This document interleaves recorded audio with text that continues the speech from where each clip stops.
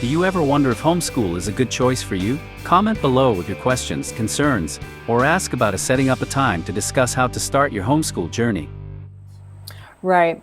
And this kind of gets into sort of the last question I had, and I think this may kind of touch a little bit on the parents' rights, is when you're talking about, the simulation learning, and I like what you were just saying of we can, if a student asks a question, we can just focus on that question and I don't have an agenda. I don't have, like a pacing guide where I have to be, on this page on this day. And we've seen a lot of K-12 is very much, there's a set, not only is there sort of a worldview agenda, in my opinion, um, but there's, also just okay, we have to be on this page this day. There's more of a strict pacing to that. So what would you tell families, parents, students looking to kind of get out of that? Like, what are some of the drawbacks of that? Okay, we have to stay with this curriculum versus like what you're saying of like real life vignettes, being able to take the time to really dig into the actual questions.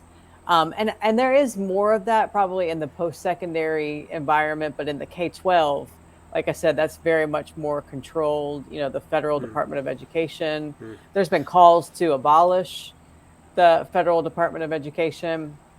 Um, I somewhat agree with that because I just feel like you've already got the state, you've got the local, now you've got the federal government. There's just so many hands, in the pot. Are we really, what are we really accomplishing? And then you're getting away, like what you're talking about of I can't really focus on the students because I've got all these agendas to accomplish. So maybe just what are some of your thoughts? I know you've talked about you don't have children yourself, but you've got nieces and nephews, I think you said, so and of course you're a stakeholder, a taxpayer. So, I'm not going to exclude, people who are not necessarily parents, but just maybe what are some of your thoughts of, looking at simulation learning, just looking at some of the really good pedagogy that's out there, and then what's happening in K-12, what are some of your thoughts about parents and what they should be thinking about, where they can go, what are alternatives for them?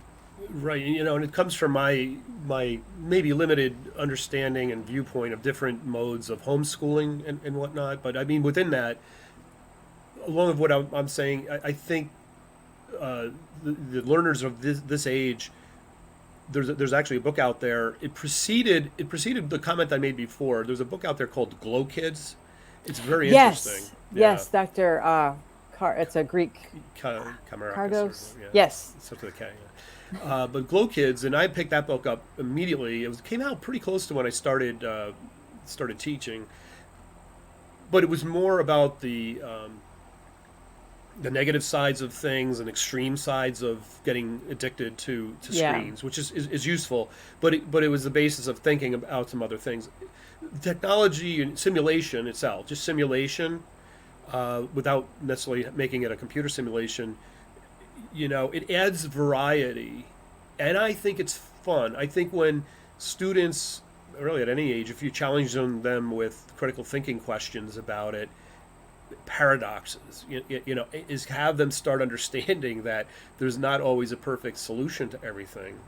Paradoxes and hearing both sides of a story and those kinds of things, and create that variety. I think it can be very fun. I don't know in homeschooling. I think about it for myself. I mean, it's a career. I mean, as the instructor, it is a career. I just teaching a few courses to upper level, upper level, you know, college students is different than breaking off, and then there's family things to do, like that experience of, okay, we break off.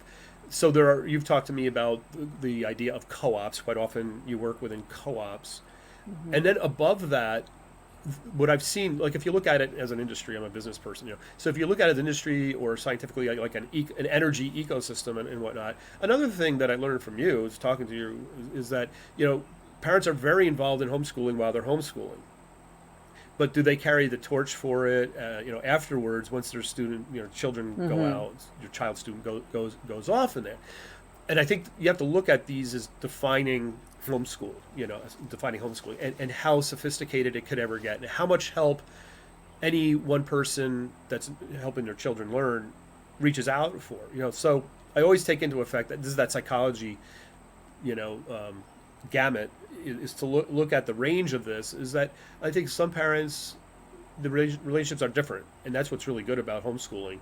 Is for me, I mean, if we do understand certain ways the world works on love, we're going to go way off the grid on this one, but just love, relationships and how life is built. I think that's what homeschooling, compared to the alternative right now, is so good. No, nothing's perfect. Everything has upsides and downsides, but I think it's far upside on homeschooling with being able to develop the family unit.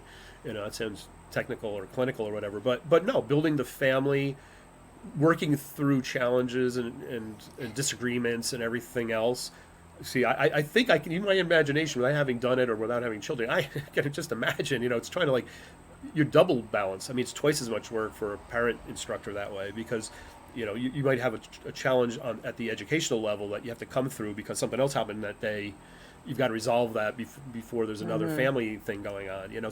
So I appreciate that, and I think you can't get far from that. I think once you start leaving that off the discussion about what the realities of this are, what the reality is, and what the reality is in a classroom, the same way, it's gotten way too top heavy. I think some of the things you mentioned just now may say that our education has just gotten way too top heavy.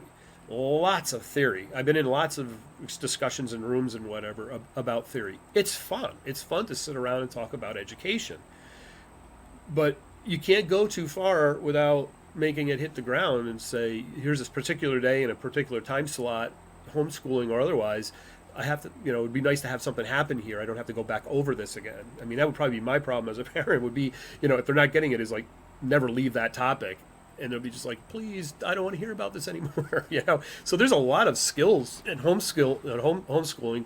But again, I think that the benefits, sending children off to school at all is a compromise to begin with. It's they're leaving the family, but then it's good because they're developing social skills. They're going to have to get out in the world. And I just don't think you can leave those parts of the discussion, the reality of that, which I do believe most of the discussion, or much of the discussion right now, has done. But the variety. I mean, where does the rubber hit the road? I think if you want some good variety, why I brought up the fact that there's sort of a lifespan of a parent teaching their children with their concern about homeschooling, that might be one of the reasons why when I've looked, it looks a little bit like there could be some great organization around homeschooling that I haven't seen. You don't necessarily want it to be too centralized, but I think as far as getting resources go, outside of the co-op level, above that, it's almost like you could subscribe. I haven't seen a subscription concept to, a curriculum that at least helps you through, K through 12 or K through 6 or, 7 and 8, whatever junior high is these days. So that's where homeschooling could really improve, could be helped, is that I imagine you'd get more variety at a higher quality if there was a higher level than what I understand as the co-op of showing evidence-driven, evidence-driven processes or courses or whatever they teach, without getting too crazy about it, because then it's going to go back to teaching for exams for standardized tests, something like that. But I think that'd be an interesting question to ask a lot of homeschooling parents, and I'm sure they do. I'm just not tied into that particularly, but I think the things that I've seen as far as stimulation, when I talk about college students, you have to look at what gets them there. So that's why this is relevant. The question is here, you don't want it to make a radical change when they get to college. The continuity right now, pretty much first grade through all of school, is people have digital devices. They live on digital devices. I still text with one hand, and I'm watching. I'll stop at a stoplight, and some young one next to me is typing with both fingers, and they get through 3 paragraphs, and I'm still on my first sentence with one finger. I mean, you have to soak with that some of these thoughts about why that might be different. Now, you might be very good at this too. I mean, something like that, very tied to technology, but they are dependent on technology. Right. There was, I think, a study. I think it said that when they polled these students, taking away their phone was akin to taking away one of their internal organs. Literally, they put it at that level. Yeah. It just destroyed destroyed them. They can't live without it. So there's too much of anything point that we've gotten to maybe with that. Do you ever wonder if homeschool is a good choice for you? Comment below with your questions, concerns, or ask about setting up a time to discuss how to start your homeschool journey.